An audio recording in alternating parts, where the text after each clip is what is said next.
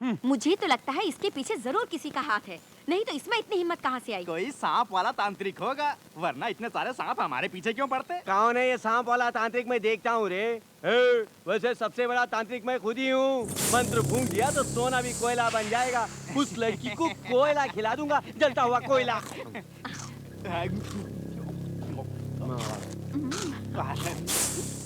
ओम वेदाहमेदं वृषं महान्तमादित्यवर्णं तमसस्तुवारे सर्वाणि रूपाणि विचित्य धीरः नामानि कृत्वा धन्यधास्ते साम्राज्यं भौज्यं स्वराज्यं वैराज्यं पारमेष्ठं राज्यं महाराज्यमाधिपत्यम् अयं समन्तपर्यायास्या सार्वभौमस्तार्वायुः।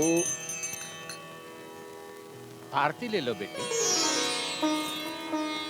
पिताजी, हमारे गांव में नाग पूर्णिमा इतनी धूमधाम से मनाते क्यों हैं? नाग देवी हमारी इष्ट देवी है बेटी।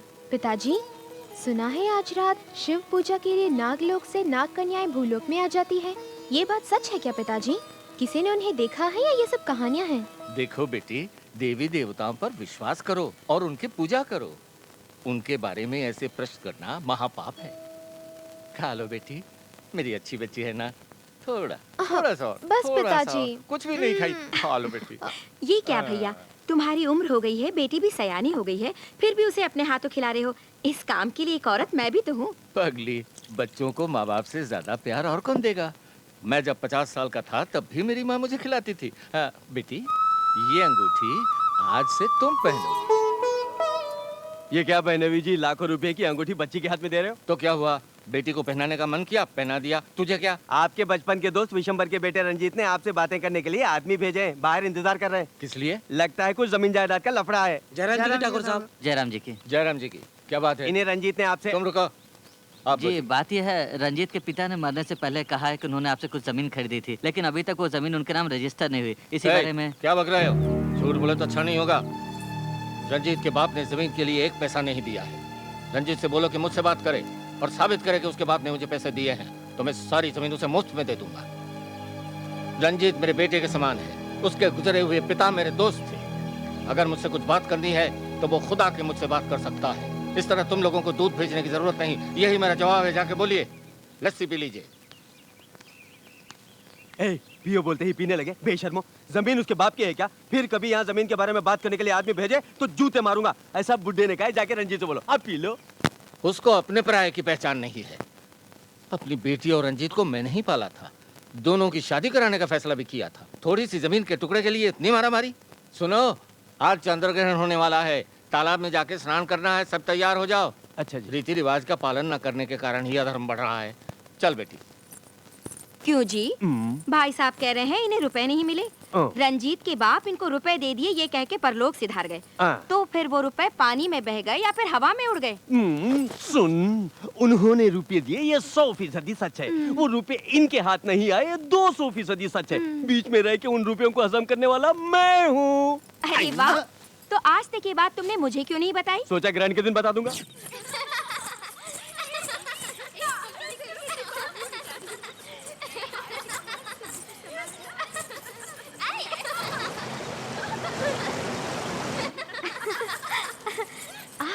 कितना सुंदर है भूलोक। ये हमारे नागलोक से भी सुंदर है क्या देवी? हाँ सखी, ये हरी भरी घाटियाँ, ये शांत वातावरण मुझे आकर्षक लग रहा है। मनुष्य को हमारा नागलोक आकर्षक लगेगा, यही सृष्टि का रहस्य है। अब ये सब छोड़ो, चलो चलते। थोड़ा समय और यहाँ बिताएंगे। नहीं देवी, आज चंद्र ग्रहण है। ग्रहण के समय यदि हम भूलोक में रहेंगे तो हमारी शक्ति नष्ट हो जाएगी। इतना ही नहीं, ग्रहण के समय वो दुष्ट दंत्र आक्रमण कर सकता है। वो तुमसे प्रतिशोध लेने का अवसर ढूंढ रहा है। चलो चलते हैं। कोई बात नहीं, ग्रहण आरंभ होने से पूर्व ही हम यहाँ से निकल जाएंगे। वो देखो, चांदनी में हिरन। अरे उसे छोड़ो, जाने का समय हो गया है। चलो चलते हैं। रुको, अभी आती हूँ। अरे देवी जाओ।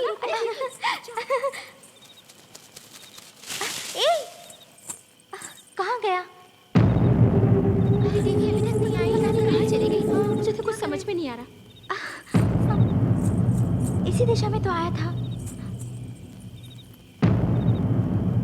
ग्रहण आरंभ होने वाला है और देवी अभी तक नहीं आई। कहाँ गई होगी? अब हम क्या करें? चलो हम लोग चलते हैं, नहीं तो नागराज क्रोधित हो जाएंगे। हाँ चलो।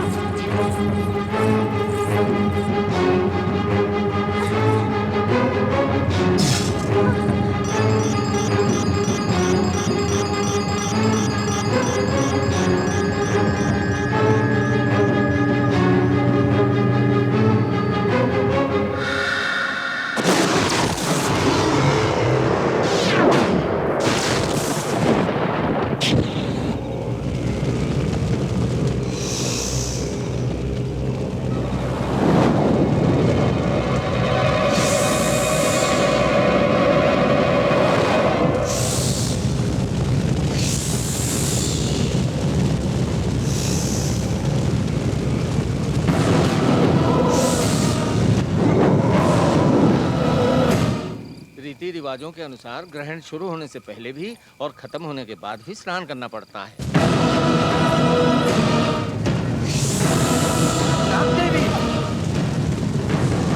मामूली साहब छोड़ दीजिए। चुप रहो। नाग देवी संकट में है, मैं खड़ा खड़ा देखता रहूं? मैं जाकर बताऊं। नाग देवी, ये कैसा अनर्थ हो गया? ये तुम क्या कर रही हो बेटी? रुक जाओ। नाग देवी, मैं आ रहा हूँ।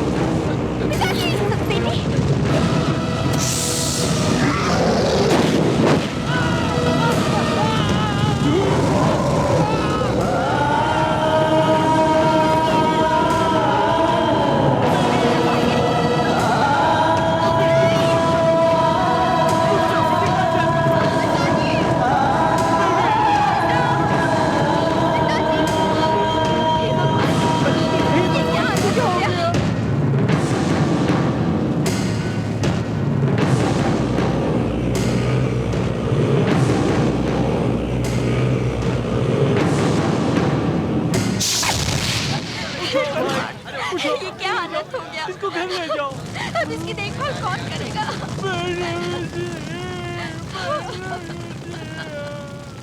उस बेचारी का अपना कहने वाला सिर्फ एक बुढ़ा बाप ही था, वो भी चला गया। अब उसकी जिंदगी हमारी है, जायदाद भी हमारी है, हमें जो मर्जी में आए वो कर सकते हैं। अब हमें रोकने वाला कोई है? कोई भी नहीं। कहाँ है वो अंगूठी? वो तेरे पास नहीं रहनी चाहिए, हमारे पास रहनी चाहिए। कहाँ छुपाई है तूने अंगूठी? अरे भाग्यवान, तेरे हाथ जोड़ता हूँ, बेचारी की जान मत ले। इसका मरा हुआ बाप ये अत्याचार देख के दुखी होता होगा। बेटी, ये घोर अन्याय मैं नहीं देख सकता। उस मामूली अंगूठी के लिए ये चुड़ैल तुझे फांसी पे लटका देगी, रेल के नीचे डाल देगी, कुएं में ढकेल देगी, केरोसिन छिड़क के जला देगी। दे दे बेटी,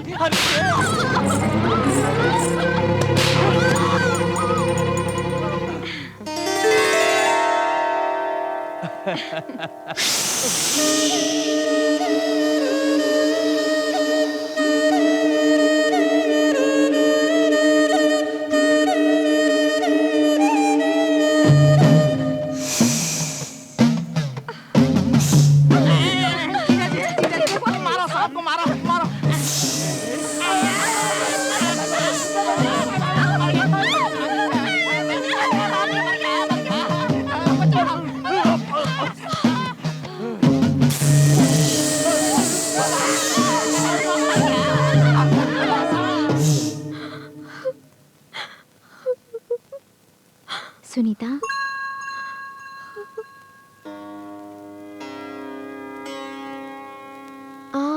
मेरा नाम देवी है। तुम्हारे पिताजी का बड़ा एहसान है मुझ पर, जिसकी वजह से मैं तुम्हें देखने आई हूँ।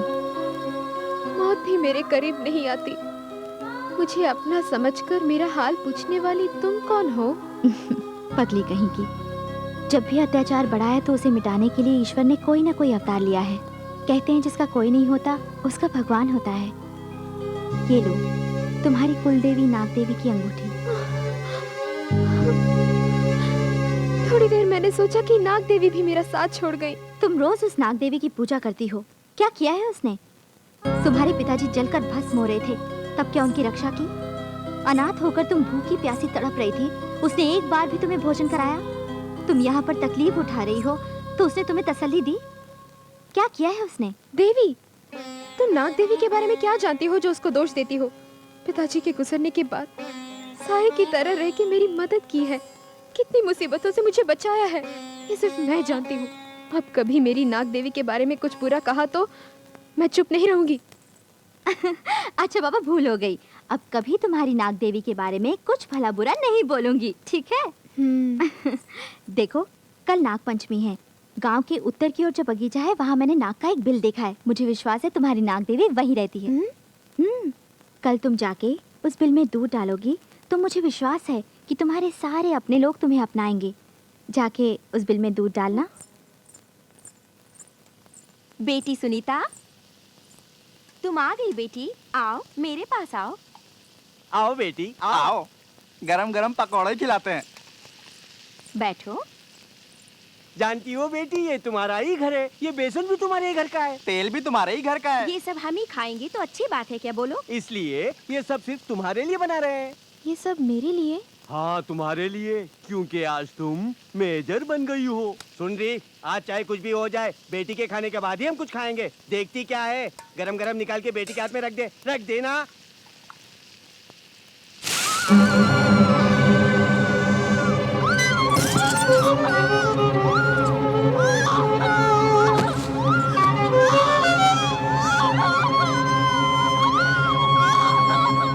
क्यों री, नाग पंचमी के बहाने घूमने गई थी? तुझे बाहर जाने से मना किया था ना? अरे बस करना, अब ये कोई छोटी बच्ची थोड़ी है, आज से ये मेजर हो गई है। देखो मेजर मैडम, इन दोनों कागजों पर दस्तखत कर दो। ये क्या है? इसमें लिखा है कि तुम अपनी सारी जायदाद हमें दे रही हो। 1 घंटे के अंदर इन दोनों कागजों पर दस्तखत कर दे, नहीं तो लाल लाल दहकते कोयलों को खिला दूंगा और तुझे तेरे बाप के पास पहुंचा दूंगा।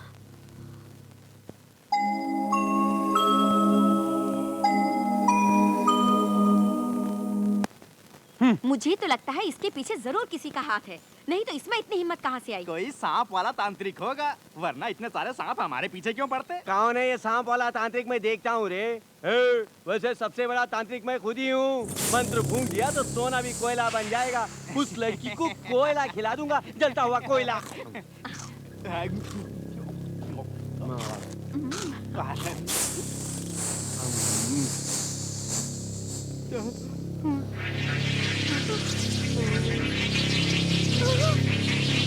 मर गया, मर गया, अरे मर गया, मर गया।